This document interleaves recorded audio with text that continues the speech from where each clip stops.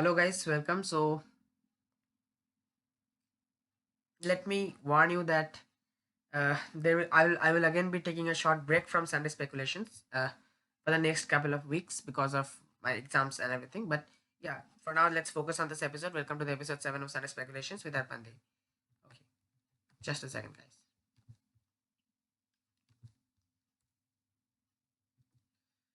So what is Sunday speculations? I think by now we should know this, and if not, you can just check out like this link and everything. Okay. So today's question is today we'll discuss an interesting and peculiar question. Do interpretations of quantum mechanics really matter? If I'm not mistaken, you are thinking right now that this is a stupid question. Of course, interpretations of QM matter, but in reality, they may not matter in the slightest. We'll see how in today's Sunday speculations episode. We use QM, but we don't understand QM. Physicists know how to use quantum mechanics pretty well, but they don't understand what it is telling us about the fundamental nature of reality. This, however, has not stopped some physicists from contemplating this deep question. We'll look at what they have been able to come up with among the many interpretations of QM is telling us the fundamental reality. The most notable ones include the Copenhagen interpretation, the many worlds interpretation, etc. Let us first discuss these two. So, the Copenhagen interpretation.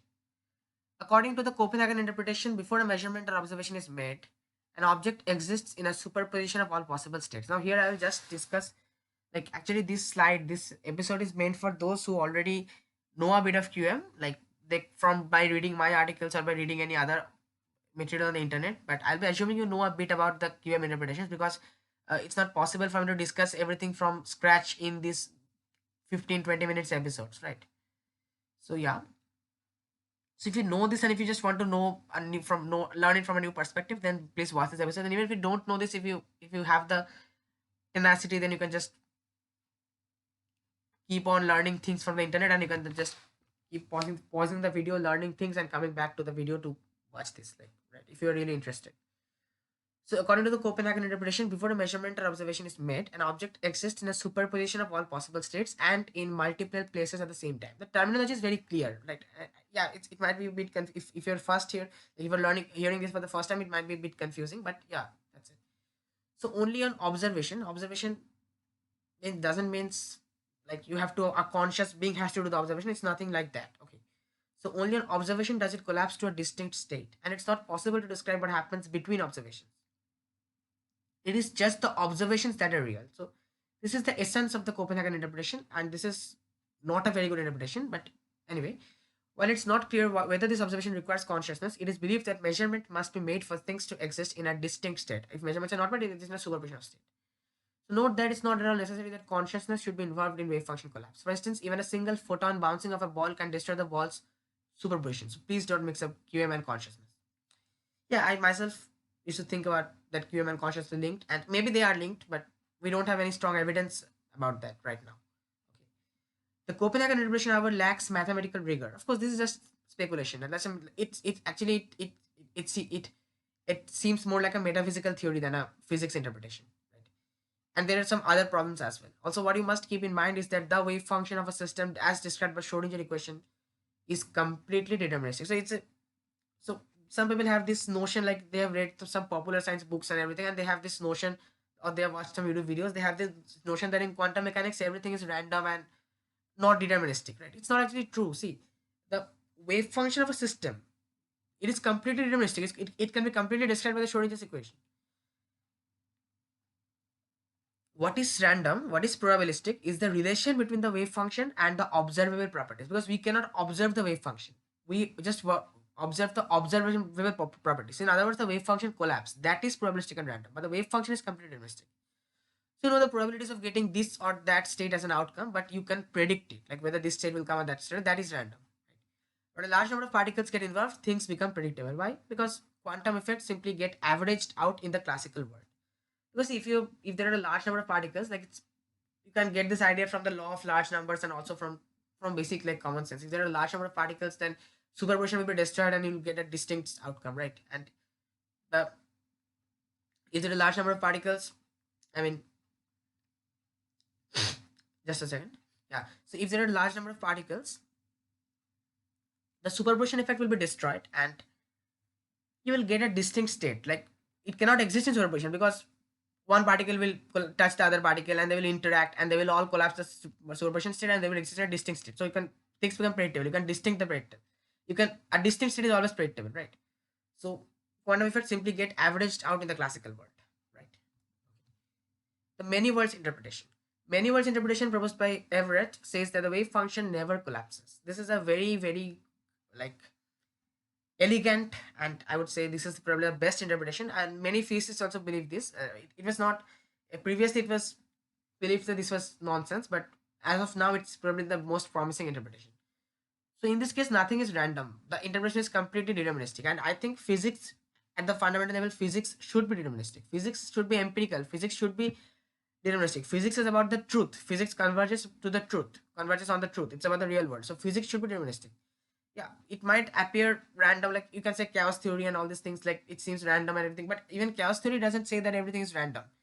It says that there is some underlying order in the chaos. Maybe we have not been able to decode all the secrets of nature yet, and but yeah, it doesn't mean that we have conclusively proven that determinism is false. Of course, determinism as proposed by Laplace and all, like that is of course false because of Heisenberg's uncertainty principle. That's not possible, like to know the position and moment of a particle. That's fundamentally not possible.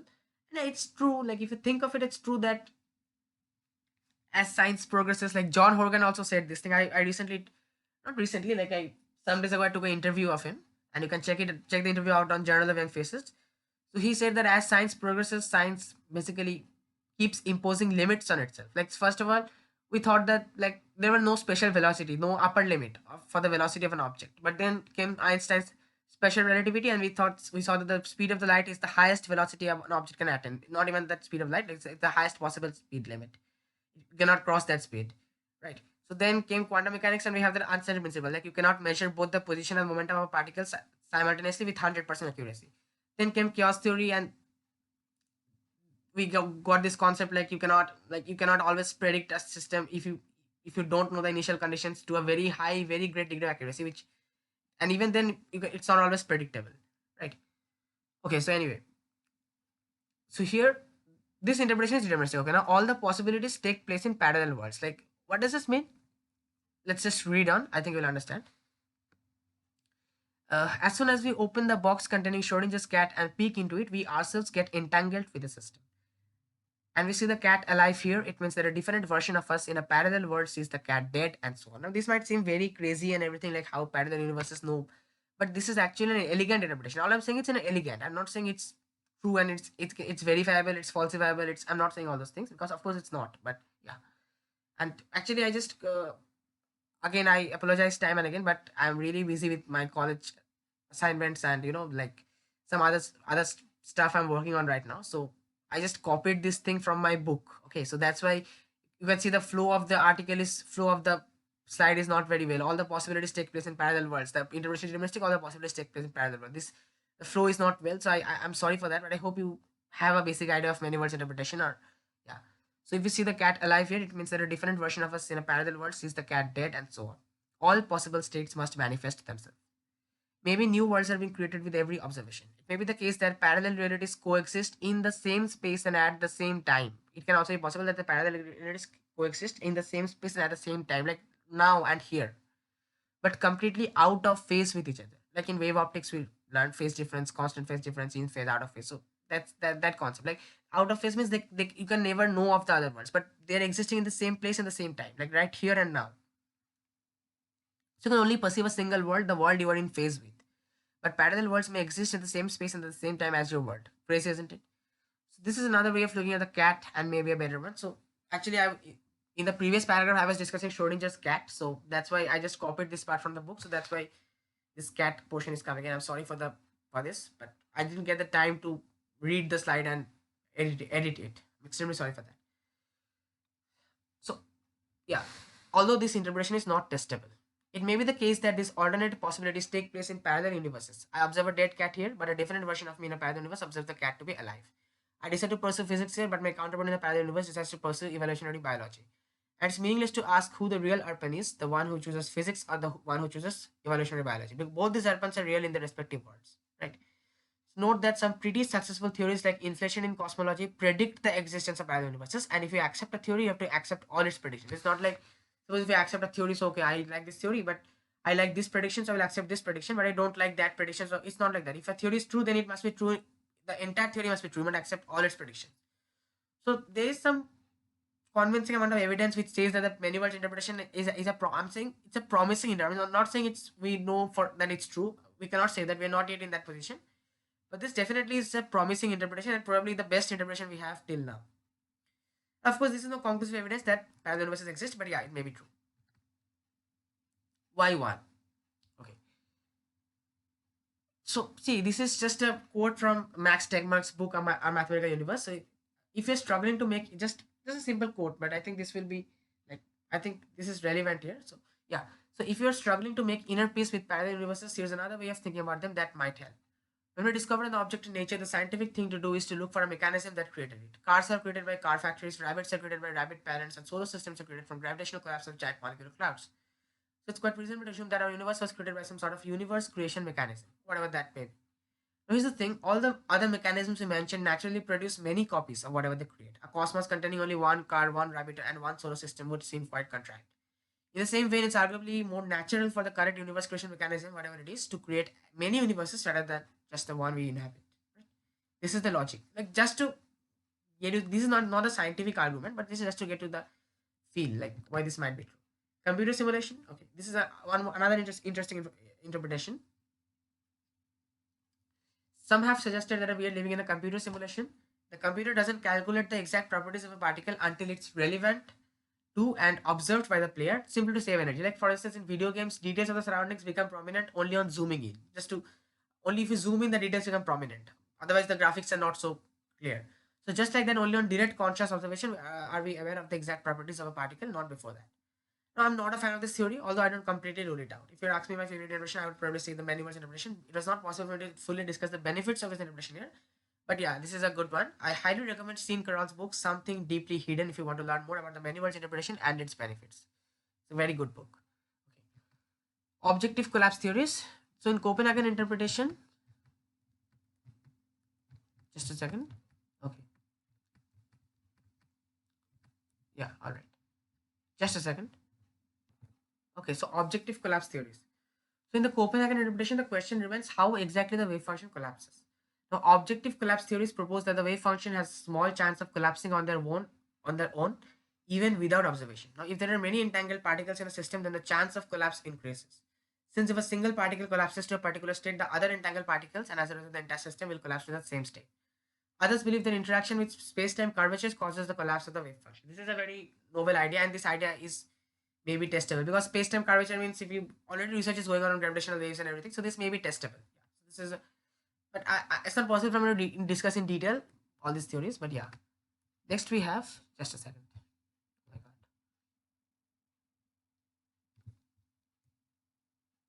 Yeah, some other interpretations of QM according to the transaction. Just to give you the basic idea, I'm telling again and again. I'm just if you're interested, you have to just note down these terms: the objective collapse theories, transactional interpretation. You have to do some research online because it's not possible for me to discuss in detail everything here. And I myself, I'm not an expert on this field. I just know the basics. Okay. So according to the transactional interpretation, the wave function moves forward in time while its complex conjugate moves backward in time. I'll assume you know what complex conjugate means in this context. Like conjugate means I is replaced with minus I, and here it's complex conjugate. Like of course the wave function is it's a complex number. The wave equation like a e to raise to the power I kx minus omega t, and from there you can have a complex conjugate, and it's not possible to explain it here, right? Okay. So it's a transaction between these two wave functions that lets the universe decide which path to select independent of any observer.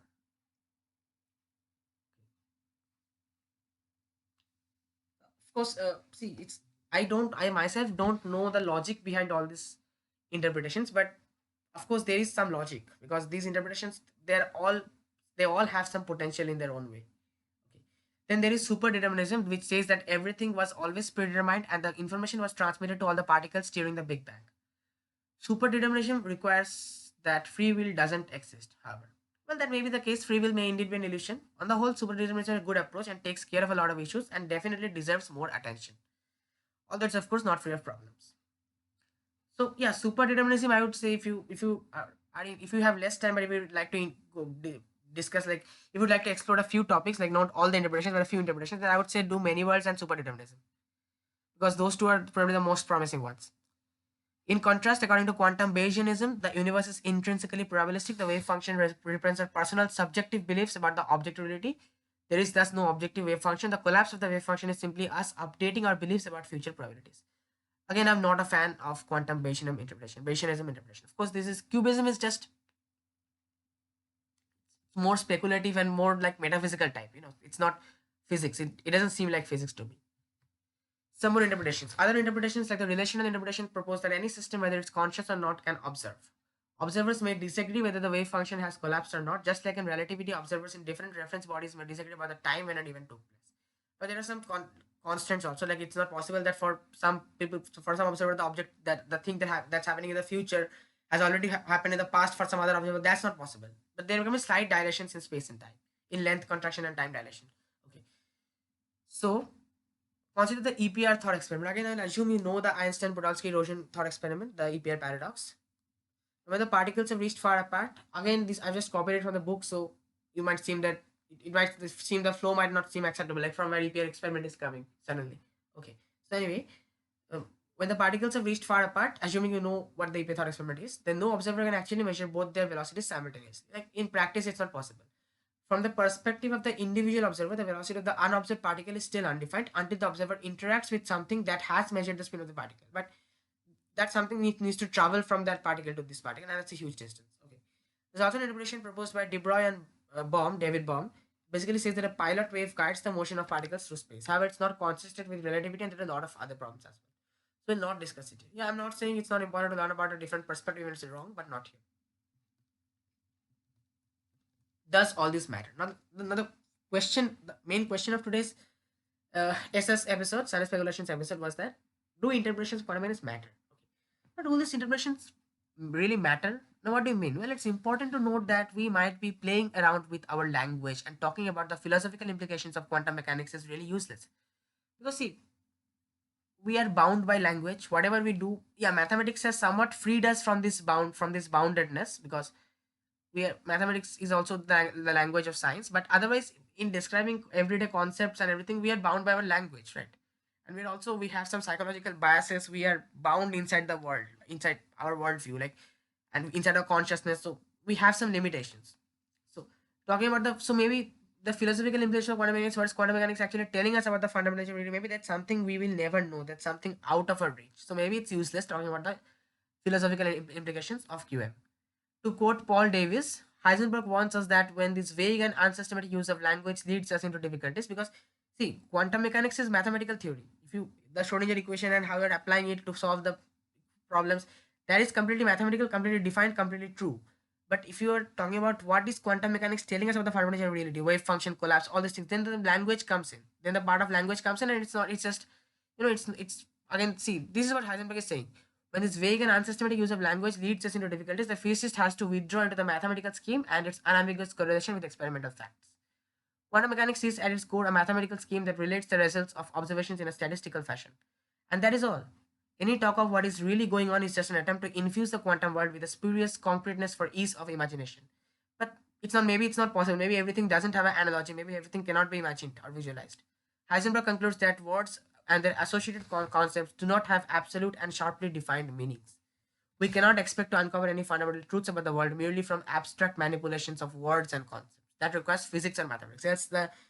Else language would have discovered all the truth about the world. If I hope you get this point. This is very important. Actually, this is very important that you get this point. That words and their associated concepts do not have sharply defined meanings. Like, how can you? There are many things which you cannot define sharply, right? And so you cannot expect to uncover any fundamental truths about the world merely from abstract manipulations of words and concepts.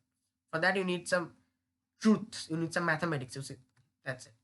So maybe we should just do the math. No matter what, the mathematics of QM really works. Of course, QM has made very accurate and successful predictions, one of the most successful theories in physics.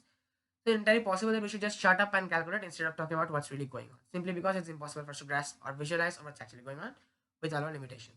So this is just one possibility. So yeah, that's all. So thanks for watching. See you again next Sunday, and comment your opinion below, and please do like, share, and subscribe, guys.